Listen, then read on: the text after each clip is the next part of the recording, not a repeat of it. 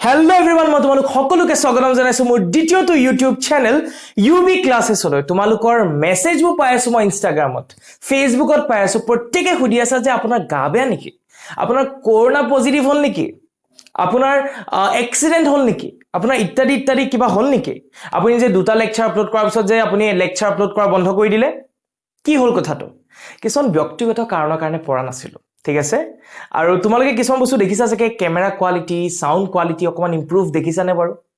যদি দেখিছা জনোৱা যদি নাই দেখা জনোৱা কমেন্ট সেকশনত এনেকুৱা কিছুমান টেকনিক্যাল নন টেকনিক্যাল কথাৰ কাৰণে আসলতে মই ভিডিও বনাব পৰা নাছিল কিন্তু এতিয়া পৰা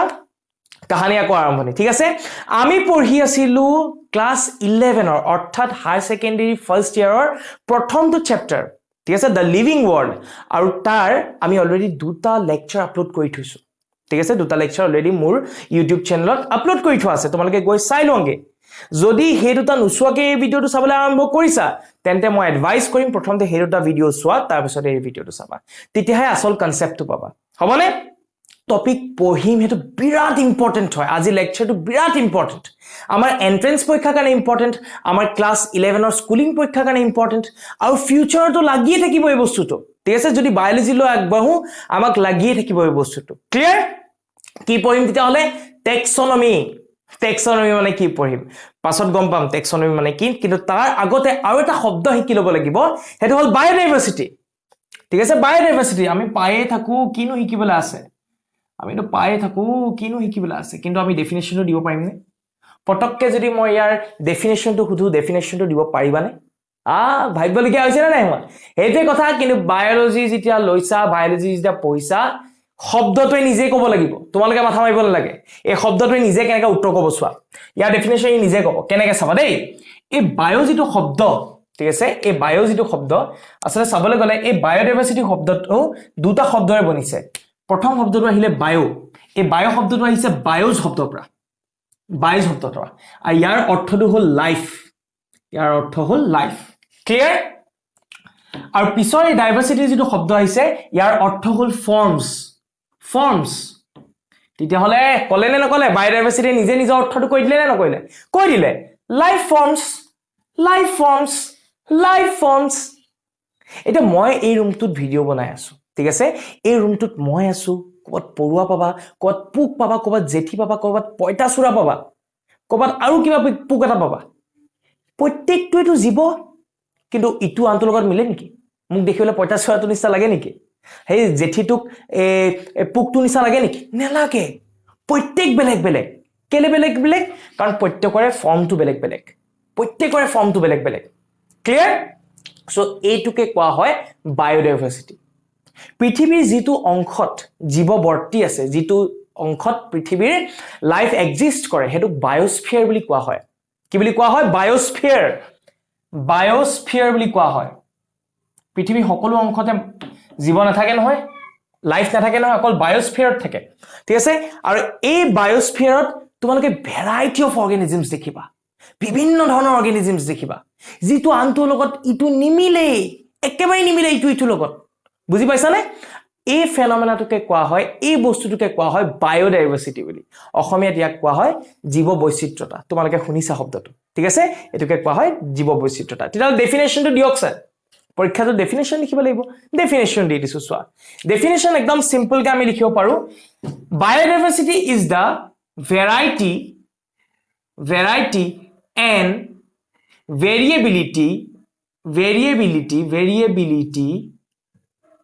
variability of life forms of organisms likhiba of organisms in the biosphere of earth ঠিক আছে জীৱমণ্ডলত থকা জীৱবোৰৰ বিভিন্ন ধৰণৰ ৰূপ এটোকে বায়োডাইভাৰ্সিটি বুলি কয় variety and variability of organisms in the biosphere of the earth এটোকে বায়োডাইভাৰ্সিটি বুলি কয় সিম্পল কিন্তু আপুনি পঢ়াম বুলি কৈছিলে টেক্সোনমি পঢ়াই আছে বায়োডাইভাৰ্সিটি যে কানেকশন আছে কেনেকৈ কানেকশন আছে চোৱা আমাৰ এই বায়োস্ফিয়াৰত কিমান প্ৰজাতি পোৱা যায় জানানে মানুহ এটা প্ৰজাতি গাধ এটা প্ৰজাতি বান্দৰ এটা প্ৰজাতি তেনেকৈ কিমান প্ৰজাতি পোৱা যায় জানানে 18 লাখৰ পৰা 20 লাখলৈকে মানে 1.8 মিলিয়নৰ পৰা 2 মিলিয়ন পৰ্যন্ত আমাৰ স্পেচিছ পোৱা যায় যিখিনি বৰ্তমান ডিস্কভাৰ হৈছে আৰু কিমান ডিস্কভাৰ হ'বলৈ বাকি আছে তাতো হিসাব নাই হয় না বহুতে কয় যে আমি এতিয়ালৈকে 50% ডিস্কভাৰ কৰিব পৰা নাই আৰু বহুত ডিস্কভাৰ কৰিবলৈ বাকি আছে সো এতিয়া ডিস্কভাৰ মতে আমাৰ প্ৰায় 18 লাখ 1.8 মিলিয়নৰ পৰা 2 মিলিয়ন লৈকে স্পেচিছ বৰ্তমান আছে প্ৰজাতি যে প্ৰজাতি বুলিয়ে কৈছো মানুহ কিমান আছে মকল প্ৰজাতিটোৱে কৈছো কিমান সংখ্যা কোৱা নাই মই কিমান জীৱৰ সংখ্যা আছে কোৱা নাই প্ৰজাতি কৈছো টাইপ কিমান আছে ইমান টাইপে আছে 18 লাখ পৰা 20 লাখলৈকে টাইপ আছে এতিয়া মোক এটা কথা কৈছো প্ৰ্যাকটিক্যালি এইখিনি ওপৰত পঢ়াটো সম্ভৱ নেকি প্ৰত্যেকটো স্পেচিছ প্ৰত্যেকটো প্ৰজাতিৰ ওপৰত পঢ়াটো সম্ভৱ নেকি কিমান কষ্টকৰ হ'ব কিমান প্ৰবলেম হ'ব হয় নে নহয় হেইটো কাৰণে এটা নতুন ব্ৰাঞ্চ আহিলে এটা নতুন শাখা আহিলে বিজ্ঞানৰ বুলি কৈছো কিন্তু স্পেসিফিক্যালি ক'বলৈ গলে বায়োলজিক্যাল সায়েন্সৰ জীৱ বিজ্ঞানৰ এটা স্পেশাল এটা ব্ৰাঞ্চ বনালে হেতু কোৱা হয় টেক্সোনমি টেক্সোনমি মানে কি আপুনি অথনিবা কৈ আছে টেক্সোনমি মানে কি বস্তু সোৱা একে এই শব্দটোৱে নিজৰ উত্তৰটো নিজে দি দিব নিজৰ অৰ্থটো নিজে দি দিব বায়োডাইভাৰ্সিটি নিচিনাকে টেক্সোনমি টেক্সো শব্দটো আহিছে টেক্সন তাৰ অৰ্থ হ'ল এৰেঞ্জমেন্ট আৰু নমি শব্দটো আহিছে নমি অৰ্থটো মিনিং হ'ল ৰুলস তেতিয়া হলে টেক্সোনমি মানে কি এৰেঞ্জমেন্ট উইথ ৰুলস কিছুমান ৰুলস ব্যৱহাৰ কৰি এৰেঞ্জমেন্ট কৰাটোকে টেক্সোনমি বুলি কয় এতিয়া এৰেঞ্জ কৰিম কি আৰে জিটি এৰেঞ্জ কৰা সৰুৰ পৰা এতিয়ালৈকে জন্মৰ পৰা এতিয়ালৈকে টেক্সোনমি কৰিয়ে আহিছা তোমালোকে টেক্সোনমিয়ে কৰি আহিছা কিতাপৰ টেবুলত কোনোবা এদিন এই গৰু এজনী এৰাল দি পাইছা নেকি নাই পোৱা নহয় হা ফ্ৰিজত কেতিয়াবা কিতাপ ভৰাই পাইছা নেকি নাই পোৱা হয় নে কাপোৰ থোৱা ঠাইত মিঠাই লুকুৱাই পাইছা নেকি পাবও পাৰা মিঠাই থৈ পাবও পাৰা তোমালোকৰ কথা কিন্তু সাধাৰণতে আমি নকৰো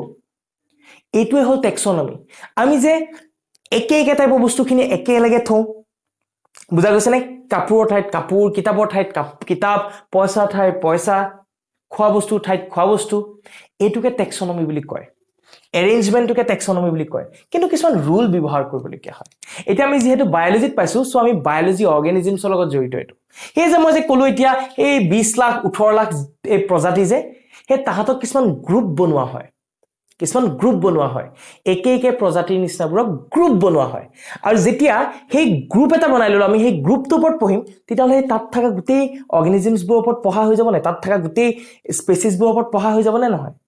হেইটো কাৰণে টেক্সোনমি আসলে সৃষ্টি কৰিলে ঠিক আছে সো ডেফিনিশনটো কি হ'ব টেক্সোনমি is a branch of biological sciences in which organisms are arranged with certain rules একেবাৰে উজু কথা বুজি পাইছা একেবাৰে উজু কথা একো টান কথা নাই ইয়াত আৰু এই টেক্সোনমিৰ ভিতৰত সোমাই থাকে তিনিটা প্ৰসেস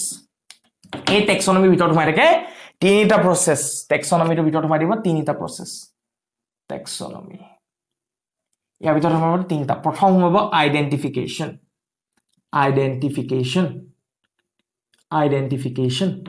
তাৰ পিছত আহিব নোমেনক্লেচাৰ এই নোমেনক্লেচাৰ শব্দটো তোমালোকে আগতে পাইছা কেমিষ্ট্ৰিত মনত পেলোৱাচোন নোমেনক্লেচাৰ মানে নামকৰণ তোমালোকে অলৰেডি ক্লাছ 10 ত পঢ়ি আহিছা আইইউপিএক নোমেনক্লেচাৰ আইইউপিএসি নোমেনক্লেচাৰ মনত আছে নে পঢ়ি আহিছা ব্ৰেকেটত লিখি দিছো নেমিং বুলি মই ইজি হ'ব নেমিং তাৰ পিছত আহিলে ক্লাসিফিকেশন এই তিনটা বস্তু সোমাই থাকে কাণ্ডাৰ এই টেক্সোনমি আন্ডাৰ সোমাই থাকে ঠিক আছে সো প্ৰথমটো আহিলে আইডেন্টিফিকেশন কি বস্তু ন আইডেন্টিফিকেশন ইমেজিন কৰা তোমালোকৰ পৰিয়ালৰ লগত ৰাতিৰ সময়ত গাড়ী এখনত ফুৰিবলৈ গৈ আছিলা তেনেকুৱাতে কাজিৰঙা পাৰ কৰিছা কাজিৰঙা ক্ৰছ কৰিছা আৰু হঠাৎ মুখৰ আগত কিবা এটা জীৱ পাৰ হৈ গ'ল কচককে ভয় খাই গলা অকল তুমি দেখিলা বেলেগ কোনো নেদেখিলে তুমি লগালগ মা দেউতাক কি বুলি কবা ৰবাচোন দেউতা ৰবাচোন মা ৰবা কিবা এটা জীৱ দেখিলো কি বুলি সুধিব কি দেখিলি বুলি যেতিয়া সুধিব তুমি কি বুলি কবা হে বাঘৰ নিচিনা হে মেকুৰী নিচিনা হে কুকুৰৰ নিচিনা হে নিচিনা শব্দটো লগাবা নে নলগোৱা অৰ্থাৎ তুমি আইডেন্টিফাই কৰিবলৈ চেষ্টা কৰিছা নে নাই কৰা সেইটোকে আইডেন্টিফিকেশন বুলি কয়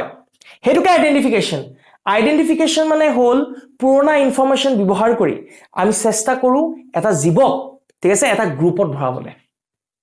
বুজা গলে এটা গ্ৰুপত ভৰাবলে হেতুকে হল identification it is the process in which by using the earlier information and facts we try to put a new organism into that particular group by using all those information jimanbu information আমাৰ বৰ্তমান আছে হেতুৱে হল identification ঠিক আছে identification কৰি ললো এটা নামটো দিব লাগিব তাক নাম দিব লাগিব আহি গল nomenclature হেতুকে কোৱা হয় nomenclature what is nomenclature এটা হলে nomenclature is the science of providing name to organisms nomenclature মানে হল কোনো এটা জীৱক নামকৰণ কৰোৱা নাম এটা দিয়া মানুহক সাইন্টিফিক্যালি কি বুলি কয় homo sapiens বুলি কয় হয় নহয় আমক কি বুলি কয় ম্যাগনিফায়াৰ ইন্ডিকা বুলি কয় মটৰমাহক কি বুলি কয় পেচিয়াম সেটিভাম বুলি কয় হয়নে সিংহক কি বুলি কয় পেন্থেৰা লিও বুলি কয় বুজি পোৱা গৈছে নে সো তেনেকে নামকৰণ কৰা হয় আৰু নামকৰণ কৰা nomenclature অৱস্থাত হয় ক্লাসিফিকেশন মানে হল আমি অৰ্গানিজমছ বুৰক তাহাতৰ চৰিত্ৰ বিলাক লৈ তাহাতৰ ক্যাৰেক্টাৰিষ্টিক্স বুৰক লৈ তাহাতৰ ফিচাৰ্স বুৰক লৈ পিনে আমি তাহাতক গ্ৰুপ কৰো তাৰ চুলি দীঘল ইয়াৰো চুলি দীঘল একেটা গ্ৰুপত ভৰাই দিও বুজা গৈছে নে তাৰ দাঁতগিটা বৰ জুঙা ইয়াৰো দাঁতগিটা জুঙা একেটা গ্ৰুপত ভৰাই দিও এই ধৰণে আসলে যেটো গ্ৰুপিং কৰা হয় তাকে ক্লাসিফিকেশন বুলি কয় হেতুকে ক্লাসিফিকেশন হয় classification is the science of grouping organisms based on characteristics of what base কৰি পিনে গ্ৰুপ কৰা যেটো সায়েন্স হেতুকে ক্লাসিফিকেশন বুলি কয় একেবাৰে সাধাৰণ কথা একদম সিম্পল যদি তোমালোকক এটা দিও তোমালোকে নিজে পটককে কৈ দিব পাৰিবা চোৱা মই চাৰিটা অৰ্গানিজম দিছো তোমালোকে দুটা গ্ৰুপ কৰিব লাগে তাহাতৰ মাজত মানুহ বান্দৰ সিংহ আৰু বাঘ দুটা গ্ৰুপ কৰা কাৰ গ্ৰুপ কৰিলা মানুহৰ বান্দৰক এটা গ্ৰুপ কৰিলানে আৰু ইফালে সিংহ আৰু বাঘক এটা গ্ৰুপ কৰিলা মানুহৰ বান্দৰক কেলে গ্ৰুপ কৰিলা কাৰণ তাহাঁত দেখিবলৈ একে কেলে কে পাছত গম পাবা কাৰণ তাহাঁতে একেটা অৰ্ডাৰ প্ৰাইমেটছত আহে ঠিক আছে ঠিক তেনে ধৰণে এই বাঘ আৰু সিংহ দেখিবলৈ একে কিয় একে তাৰে একেটা ফ্যামিলিত আহে কেট ফ্যামিলি তোমালোকে নাইনত অকমান পাইছিলা ভালকে নাই পঢ়া চাগে হয় নাই আকৌ মই ভালকে ডিসকাস কৰিম এইবোৰ ফ্যামিলি সব সকলোখিনি বস্তু নেক্সট ক্লাছত ডিসকাস কৰিম বাৰু এইখিনি কথাৰ কাৰণে আমি তেনেকে গ্ৰুপ কৰিলো কাৰণ তাহাঁতৰ বাহিৰৰ বা ক্যাৰেক্টাৰিষ্টিক্স বোৰ মিলে এটোকে কোৱা হয় ক্লাসিফিকেশন ঠিক আছে সো এইখিনি বস্তু ডিটেইলছত কথা পাতিব লাগিব মই ওপৰে কৈছো হে nomenclature ওপৰত এক্সট্ৰা ক্লাস ক্লাসিফিকেশন ওপৰত এক্সট্ৰা ক্লাস লাগিব ঠিক আছে সো আমি এই টেক্সোনমি আন্ডাৰত এই তিনটা বস্তু ভালকে বুজি পালো আৰু এটা নতুন শব্দ তোমালোকক শিকাই থৈ যাও হেতু হ'ল সিস্টেমেটিক্স এই সিস্টেমেটিক্স যেটো শব্দ এই শব্দটো আহিছে সিস্টেমা শব্দটো পা সিস্টেমা এই সিস্টেমা যেটো শব্দ এটো লেটিন শব্দ হয় আৰু ইয়াৰ অৰ্থ হ'ল স্পেসিফিক এৰেঞ্জমেন্ট ঠিক আছে বহুত সাইন্টিস্টে কয় যে টেক্সোনমি আন্ডাৰত সিস্টেমেটিক্স আহে বহুতে কয় সিস্টেমেটিক্স আন্ডাৰত টেক্সোনমি আহে আৰু বহুতে কয় যে দুটা বেলেগ হয় ঠিক আছে হেবু কথা বাদ দিছো আমি প্ৰথমতে জানিতো লও যে সিস্টেমেটিক্স মানে কিনো সিস্টেমেটিক্স মানে হল জীৱবোৰৰ মাজত আমি ৰিলেশনশিপ উলিয়াম প্ৰথমতে সম্পৰ্ক উলিয়াম কি ধৰণৰ সম্পৰ্ক কৰ্ম বিকাশৰ ইভলিউশনৰ সম্পৰ্ক উলিয়াম ৰিলেশনশিপ অফ ইভলিউশন তাদি কেনেকে ইভলিউশন হৈছে তাহাতৰ কানেকশন কি আছে লিংকেজ কি আছে মানুহ বান্দৰ চিম্পাঞ্জি বুলে একেলগে ভৰাই দে হা এফালে বাঘ সিংহ বুলে আৰু কিবা এটা একেলগে ভৰাই দিয়ে কাৰণ তাহাতৰ ইভলিউশনটো একে টাইপৰ হৈছে কাৰণ দেখিবলৈ প্ৰায় একে ৰিলেশনশিপ এই ৰিলেশনশিপ শব্দটো ইমান কৈছো তোমালোকে অৰ্থটো জানানে ৰিলেশনশিপ অনবৰতে কৈ থাকা না ৰিলেশনশিপ ব্ৰেকআপ হ'ল ৰিলেশনশিপ প্যাচ আপ হ'ল ৰিলেশনশিপ মানে কি জানা নাই পাৰিবানে ক'ব নাই পৰা ৰিলেশনশিপ মানে হ'ল ক্লোজনেস আমি যে কও আমাৰ মা দেউতাহঁতৰ লগত ৰিলেশনশিপ বহুত ষ্ট্ৰং মানে কি আমি তেখেতলোকৰ লগত আমাৰ ক্লোজনেসটো বেছি ৰাস্তা বাটৰুৱা মানুহ এটাৰ লগত তুমি এনেকৈ হেবলি কবা নেকি মোৰ ৰিলেশনশিপটো বৰ ভাল বুলি কেতিয়াও নোকোৱা কাৰণ বাটৰুৱা মানুহজনৰ লগত তোমাৰ ক্লোজনেসে নাই বুজা গলে ৰিলেশনশিপ মানে বেলেগ একো নহয় ক্লোজনেস সো হেই ক্লোজনেস বোৰ চাই অৰ্গানিজমক গ্ৰুপ কৰা হয় ই ইয়াৰ লগত ক্লোজ হি ইয়াৰ লগত ক্লোজ হি তাৰ লগত ক্লোজ ঠিক আছে সো তেনেকে যেটো গ্ৰুপিং কৰা হয় হেতুকে সিস্টেমেটিক্স বুলি কোৱা হয় so systematics is the science of grouping organisms based on evolutionary relationship বুজি পালা বহুতে কনফিউজ কৰে ইহঁতৰ মাজত পাৰ্থক্যটো উলিয়াবলে মই সিম্পল এটা ইকুৱেচন দি দিছো বুজি পাই যাবা আমি কও পাৰো systematics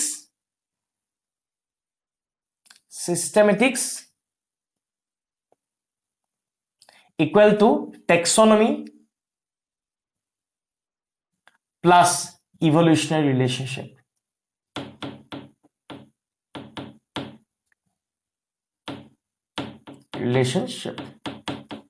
Taxonomy সকলোখিনি কামটো সিস্টেমেটিক্সত হয় কিন্তু লগতে কি বস্তুটো কনসিডাৰ কৰা হয় ইভলিউশনাৰী ৰিলেশনশিপটো কনসিডাৰ কৰা হয় ঠিক আছে সো ইয়াতে তোমালোকৰ এই টেক্সোনমি আৰু সিস্টেমেটিক্সৰ মাজত পাৰ্থক্যটো বা সিমিলাৰিটিটো তোমালোকে বুজি পালা এটো এক্সামত খুব হুধে আৰু এই যিখিনি পঢ়ালো এইখিনি ওপৰত খুব কোৱেশ্চন আহে এন্ট্ৰেন্সত বহুত কোৱেশ্চন আহে ঠিক আছে তোমালোকে কেনেকুৱা পালা ক্লাছটো মোক কমেন্ট সেকশনত জনাবা যদি কিবা ডাউট আছে কমেন্ট সেকশনত জনাবা ঠিক আছে আৰু ডিটেইলছত বহুতখিনি কথা পাতিবলগীয়া আছে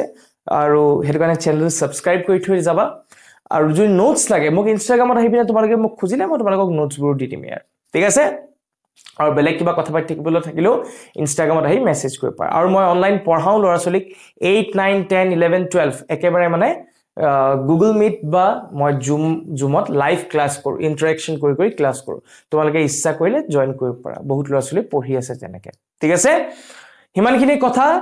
ভিডিওটো নিজৰ সকলো বন্ধু বান্ধৱীকে শেয়াৰ কৰিবা নিজৰ school group tuition group friends group ইত্যাদি আছে না তাত শেয়াৰ কৰিবা সকলোকে কবা যে ভিডিওটো চা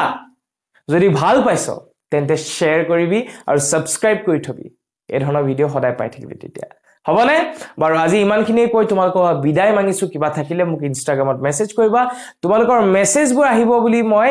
ইনষ্টাগ্ৰামত বাট চাই ৰৈ আছো তেতিয়ালৈকে ভালকে পঢ়া